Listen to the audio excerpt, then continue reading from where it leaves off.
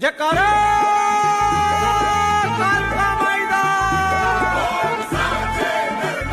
यदि हम उसमें हवन नहीं करते पूर्णता के लिए, क्या हमारी साधना अधूरी रह जाती है।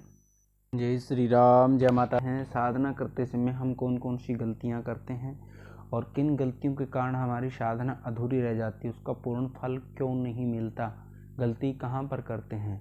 यदि हम कोई वैदिक मंत्र की साधना कर रहे हैं, कोई बीज मंत्र की साधना कर रहे हैं, या साबर मंत्र की साधना कर रहे हैं, या कोई फिर तंत्र का मंत्र हो, किसी भी मंत्र की हम साधना कर रहे हैं, उसके बारे में हमारे को जब तक पूर्ण जानकारी नहीं होती तब तक हमारी साधना पूर्ण नहीं करी जाती। इसमें सवाल हम गलती से कहाँ करते हैं। मेरे पास में बार बार सवाल आता है ये कि जी हम साधना करते, साधना के बाद क्या हमने हवन करना चाहिए, और हवन करना चाहिए तो कितने मंत्रों का करना चाहिए, वैदिक मंत्रों का कितना करना चाहिए, तंत्र के मंत्र का कितना करना चाहिए, फिर बीज मंत्र का कितना करना चाहिए, शावर मंत्र का कितना हवन करना चाहिए। यदि हम उसमें हवन नहीं करते पूर्णता के लिए, क्या हमारी साधना अधूरी रह जाती है।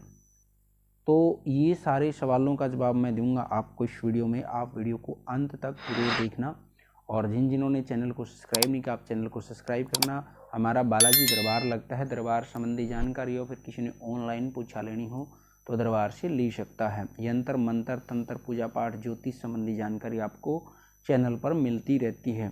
सबसे पहले सवाल आता है, यदि हम कोई भी साधना करते हैं, किसी मंत्र की हो, स्तुति की हो, स्तोत्र की हो, चालीसा की हो, क्या हमने हवन करना चाहिए। बिल्कुल, आप इसकी जो भी साधना कर रहे हैं इसका हमने हवन अवश्य करना चाहिए, क्योंकि बिना हवन के हमारी कोई भी साधना पूरी नहीं होती। बिना हवन के हम 11 दिन की साधना करें, 21 दिन की करें, 41 दिन की करें, ज़्यादा दिन की करें, लास्ट में हमने उस चीज़ की हवन करना चाहिए। जितना भी हम मंत्र जप कर रहे हैं, यदि हम 11 माला डेली कर रहे हैं, 11 दिन तक कर रहे हैं, उस मंत्र को गिनती करना चाहिए। हमने 11,000 जप किया है तो 1100 मंत्र का कम से कम हमने हवन करना चाहिए, 1100 मंत्र का। और जैसे हम चालीसा कर रहे हैं उसी हिसाब से चालीसा का होता है, और उसी हिसाब से स्तुति का होता है, स्तोत्र का भी उसी हिसाब से होता है। तो इसलिए हमने इन चीज़ों का ध्यान रखना चाहिए। जब हम साधना के क्षेत्र में जाते हैं तो हमने कितना हवन करना चाहिए। आगे आ जाता है कि यदि हम हवन नहीं कर पाते तो दूसरा इसमें उपाय क्या, हम छोटा हवन कर सकते हैं, तो उसके लिए हमने क्या करना चाहिए। यदि हमको हवन बड़ा नहीं कर पाते, क्योंकि जब साधना के क्षेत्र में होते हैं हम, परिवार छोटा होता है, अकेले होते हैं, 1.25 लाख मंत्र जप कर लिया तो 12,500 मंत्र का हवन करने में बहुत सारा टाइम लगता है। तो इस तरह से हमने उसमें छोटा हवन करने के लिए आगे क्या करना चाहिए, या स्तुति का कर रहे हैं, किसी स्तोत्र का कर रहे हैं तो क्या करना चाहिए। सबसे पहले इसकी जानकारी मैं देता हूँ। यदि आप कोई कितना भी जाप कर रहे हैं, 1.25 लाख आपने जाप किया है, तो उसमें 12,500 जाप आप छोटा हवन करना चाहते हो तो 12,500 जाप आपने ज़्यादा करना चाहिए हवन के नाम का। 12,500 जैसे 1.25 लाख करते हैं तो 12,500 मंत्र आपने और एक्स्ट्रा जप कर देना चाहिए।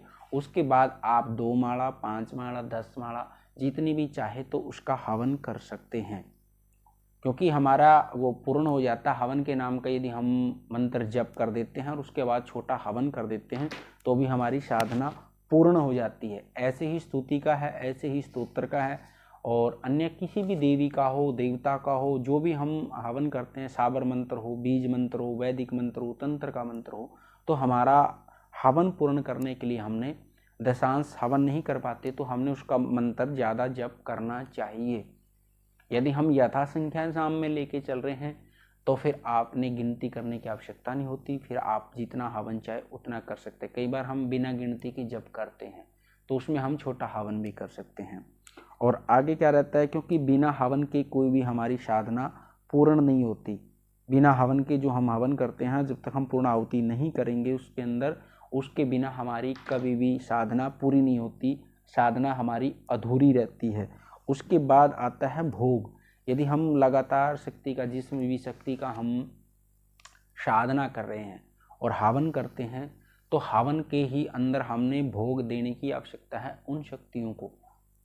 हवन भी उन शक्तियों को हमने लास्ट में जब पूर्ण आहुति करते हैं तो हवन में ही आप उन शक्तियों का भोग लगाएं और उसके बाद में आपको संपूर्णता मिलेगी। कुछ बार बार बोलते रहते जी हम साधना में सफल नहीं होते, तो गलती आप लोग खुद करते हो। साधना में सफल होने के लिए जब तक आपको पूरी जानकारी नहीं होगी तब तक साधना में आप कभी सफल नहीं हो पाएंगे। इसलिए इसको दशांश हवन करके, और कुछ बच्चे कहते हैं जी हमने तर्पण भी करना है, मार्जन भी। यदि हम कुछ साधना का काम करते हैं तो इसमें बीज मंत्र का आप हवन करें या वैदिक मंत्र का, उसमें आप तर्पण कर सकते हो, मार्जन कर सकते हो। अन्यथा साधना में हमने तर्पण मार्जन की कोई आवश्यकता नहीं होती। कोई विशेष मनोकामना को लेकर हम अनुष्ठान करते हैं, तर्पण मार्जन की तब आवश्यकता होती है। तर्पण मार्जन कैसे होता है? जैसे हम दशांश हवन करते हैं, हवन का दशांश होता है तर्पण, तर्पण का दशांश होता है मार्जन। तो उसके बाद में फिर हमारी पूरा जितना हवन करते, जो हम जब करते, साधना करते, वो हमारी पूरी हो जाती है। लेकिन हम साधना में नॉर्मल में हवन के बाद हवन तक ही करना चाहिए। तर्पण और मार्जन की कोई आवश्यकता की जरूरत नहीं होती। इसके अंदर कोई अनुष्ठान करते हैं, हम कोई पितरों का अनुष्ठान करवा रहे हैं, ब्रह्म गायत्री का, पितर गायत्री का, महामृत्युंजय का, तो उन अनुष्ठानों के अंदर हमने तर्पण मार्जन की आवश्यकता होती है। साधना के अंदर कोई भी आवश्यकता नहीं होती तर्पण मार्जन की। करना चाहो तो आप लोग तर्पण मार्जन कर सकते हैं, ये निषेध भी नहीं है। और यदि आपको जानकारी अच्छी लगी तो वीडियो को लाइक करना और चैनल को आप सब्सक्राइब करना।